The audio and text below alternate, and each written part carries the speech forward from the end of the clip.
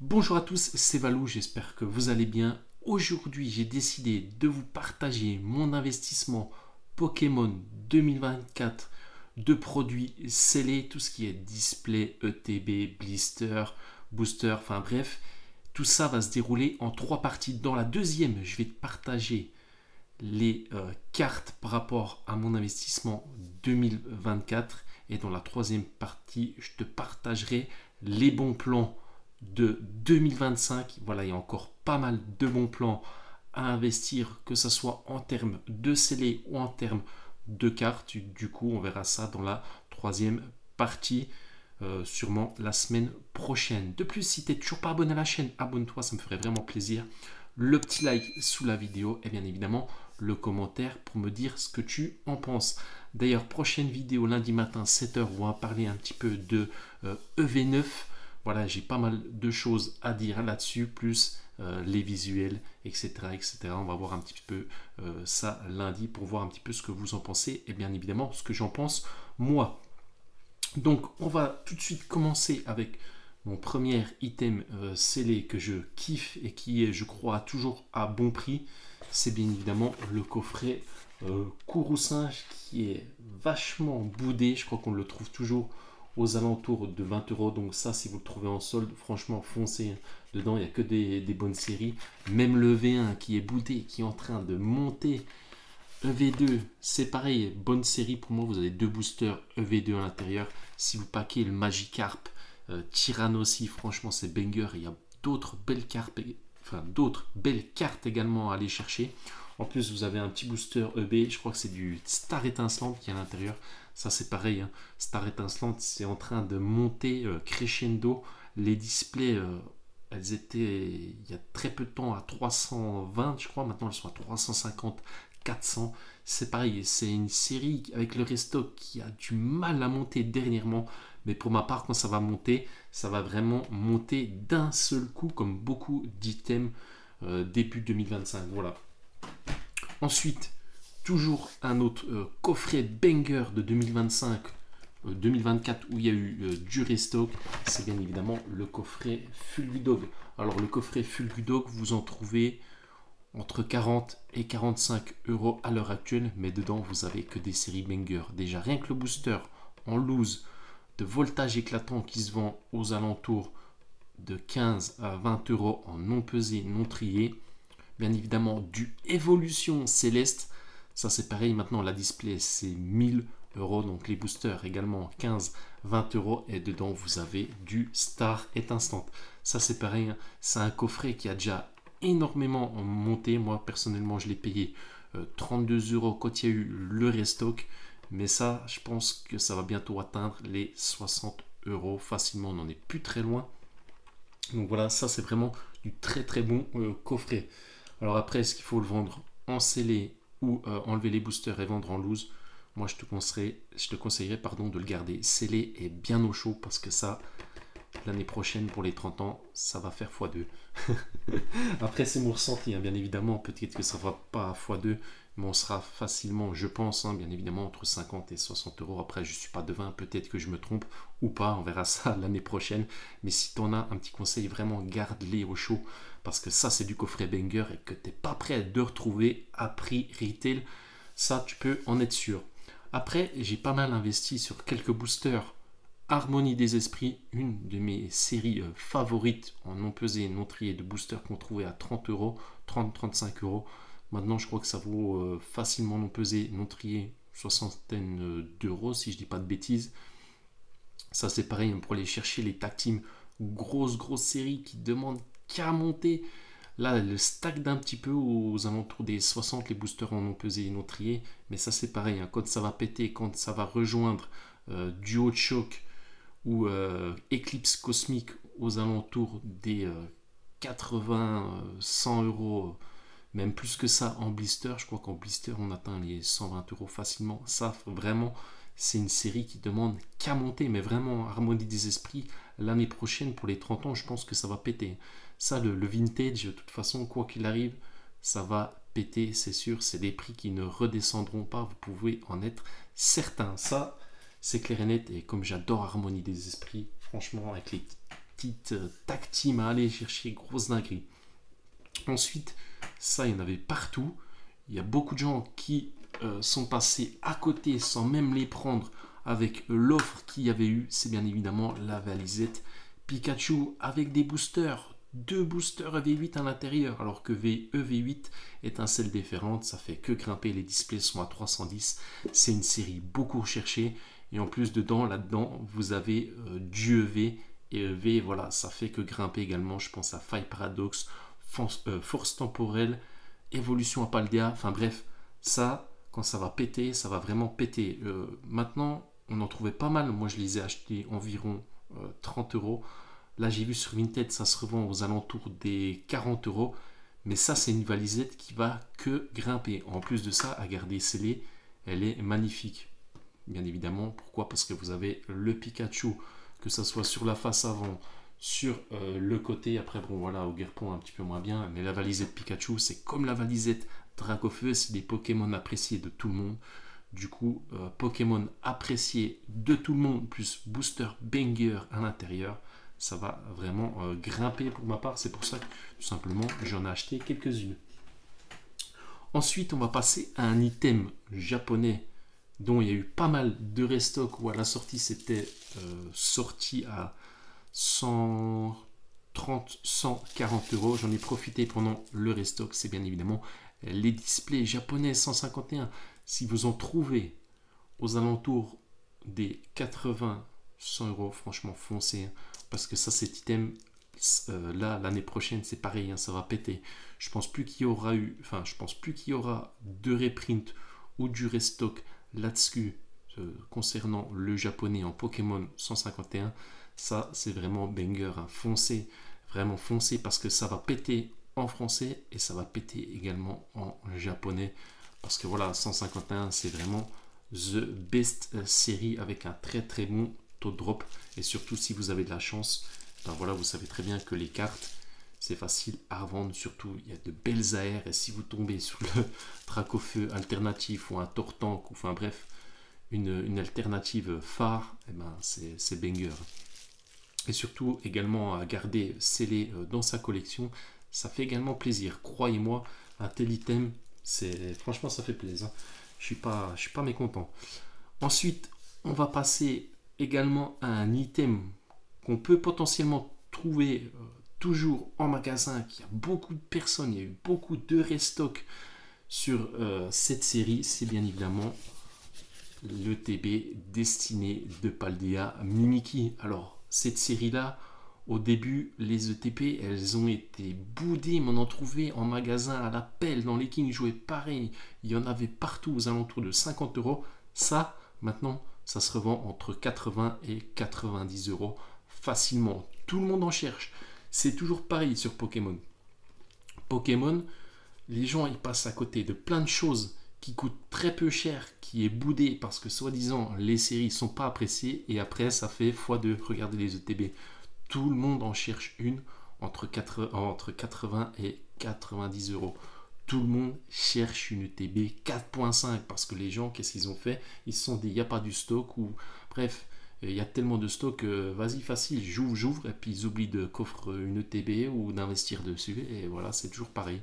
Ça, banger en plus, ouais, j'arrive plus à parler, c'est la fatigue, désolé. Franchement, l'ETB Mimikyu à côté de l'ETB étincelle déferlante, gros banger. Franchement, je kiffe cette ETB, je la trouve magnifique en violet comme ça là, trop jolie. Perso, ça c'est vraiment un de mes coups de cœur d'ETB de écarlate et violet, vraiment. Donc si vous trouvez du Destiné de Paldea en magasin, que ce soit ETB, coffret, peu importe, tripack, franchement foncez, hein, parce que ça va pas encore rester à ces prix là très longtemps. Mais on aura l'occasion d'en reparler dans la partie 3 qui arrivera sûrement la semaine prochaine. Ensuite, on va passer au blister. Alors, il faut savoir que j'ai pas mal coffré d'Arcet de blister violet écarlate, tout simplement parce qu'on sait tous que les Arcet, au bout d'un moment, bah, c'est recherché, hein, comme tout pour la collection. Des petits blisters EV2 qui étaient à Stockomanie à 4,50 €. Il y en avait également à la pelle. Voilà, j'ai coffré pas mal de Arcet. Là, je vous montre qu'une illustration, mais c'est pour vous montrer un petit peu dans quoi j'ai investi pour pouvoir les revendre dans 2 ou 3 ans. Mais ça c'est pareil, hein, ça mange pas de pain, des petits blisters à 4 euros ou 3 euros. Mais je crois même qu'on trouvait aux alentours des 3,50, 4 euros le blister parce que tellement cette série était boudée et maintenant que tout le monde en cherche. Et oui, FV2, Evolution Paldea, les blisters, franchement, les blisters, dinguerie quand vous voyez des blisters, pensez toujours à en coffrer quelques-uns au niveau du R7 parce que ça fait toujours plaisir, que ce soit pour l'investissement ou que ce soit pour la collection. Parce que pour la collection, franchement, il y a de très très belles illustrations dans différentes séries. Et je pense bien évidemment à EV3 Flamme Obsidienne. Flamme Obsidienne, c'est pareil, hein, j'ai coffré quelques R7. Je crois même que j'ai coffré une caisse de tripack. Et oui, j'ai coffré une caisse de tripack parce que les promos, ça me parlait. Il y avait de très belles promos. En plus, c'est une très belle série qui fait que grimper Flamme Obsidienne. Fallait s'y attendre. Avec du Dracofeu à l'intérieur, avec du Tyrannosif sur les boosters.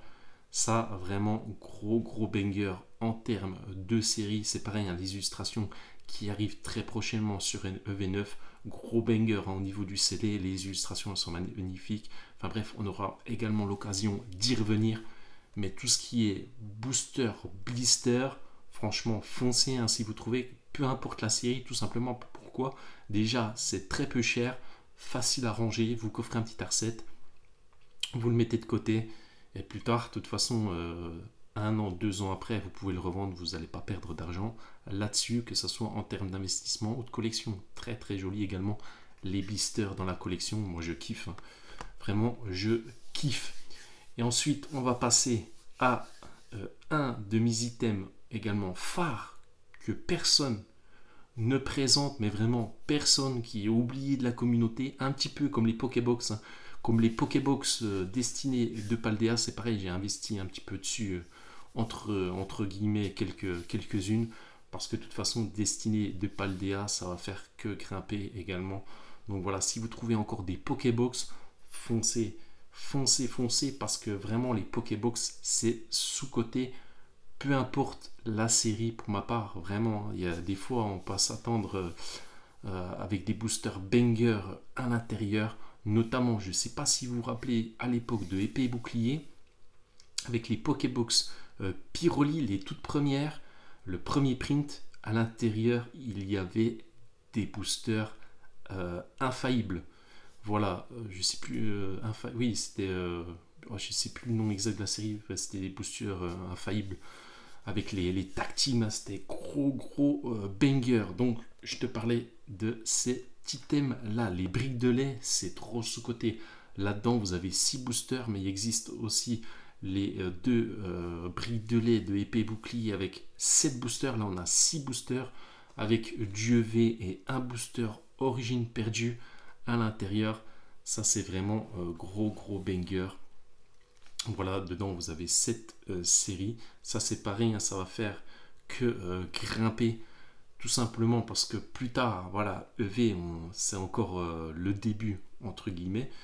Mais quand le bloc va être terminé 1 an ou 2 ans après, il y a beaucoup de gens qui voudront réouvrir du EV1, du EV2, du EV3, du origine perdue qui est en train de péter, dont la display se vend 600 € à l'heure actuelle. Dedans, il y a un petit booster. Imagine, tu packs la meilleure carte de origine perdue, c'est-à-dire Giratina alternative qui part à plus de 1000 € en PSA 10.